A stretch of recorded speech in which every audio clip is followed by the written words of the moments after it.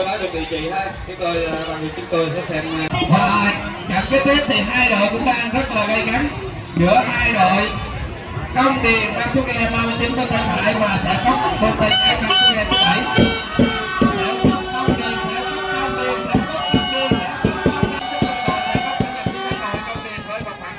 Không xa lắm. Rồi xin chúc mừng.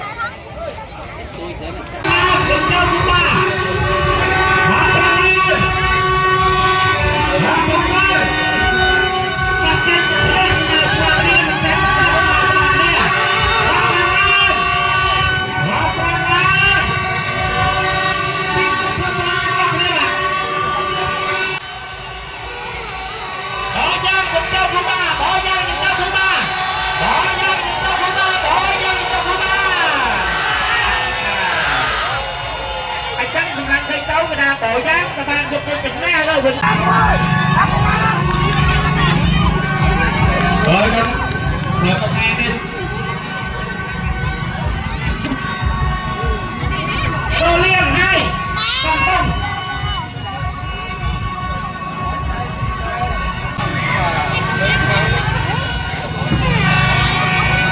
Tô Liên 2 Công Công con thử cho cái riêng đừng là dân to ấy dân lan tới lời như vậy. Anh ấy tha Tô Liên 2 cái tha chụp trên tỉnh nghe lên Công Công vậy xong nữa không trên năm xong nữa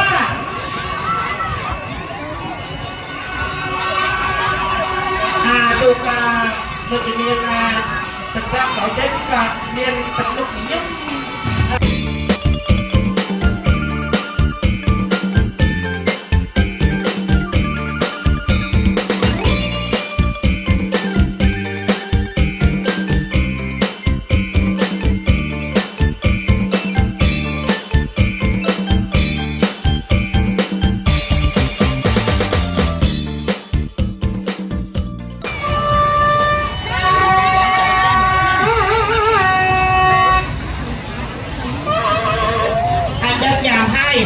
Mình con cái con dầm 2 pha thì đuổi cầm nước xây bọt cầm nước cho cầm nước bằng bạn thôi xả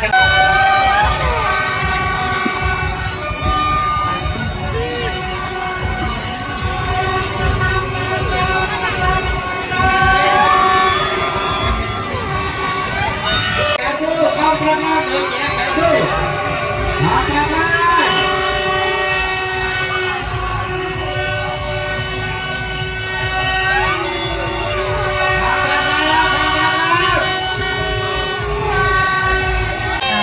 còn là miền thuốc xẻo số bạn thuốc xẻo số các bạn dùng đi từng nghe lơ tốt nhẹ xẻo số bạn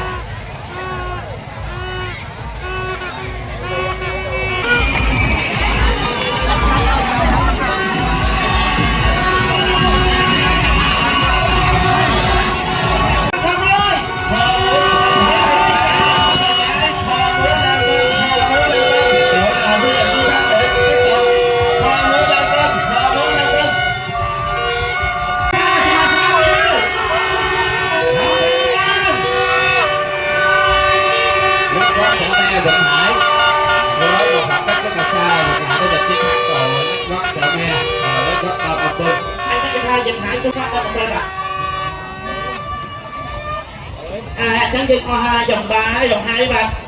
Đúng sai bạn sáng đấy. Là phô một A có nghĩa là đúng lúc đẩy đảng E và cha đi có nghĩa là đúng đảng E.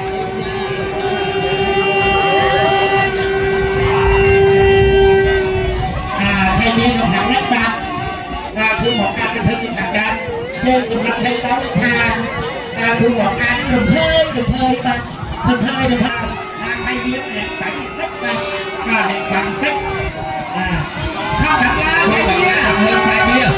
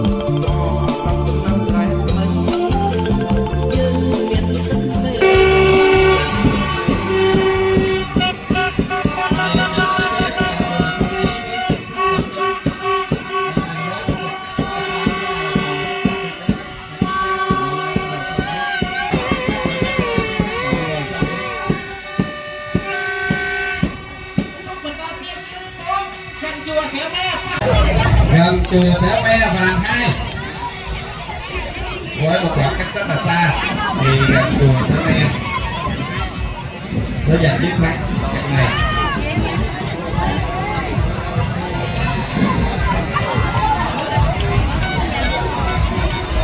Gần chùa Sở Me vàng 2 với khoảng cách của tay ghe như thế này thì lần đầu của ba nó thẳng kép 30 phần của nó thẳng lên hai phần mặt thấy nó thành thà phần của mình như dạng cái này là tình hai bạn xóm mới Phường Mây là cái đội ghe này cũng mới tham gia vào giải hai đến từ Bình Thanh.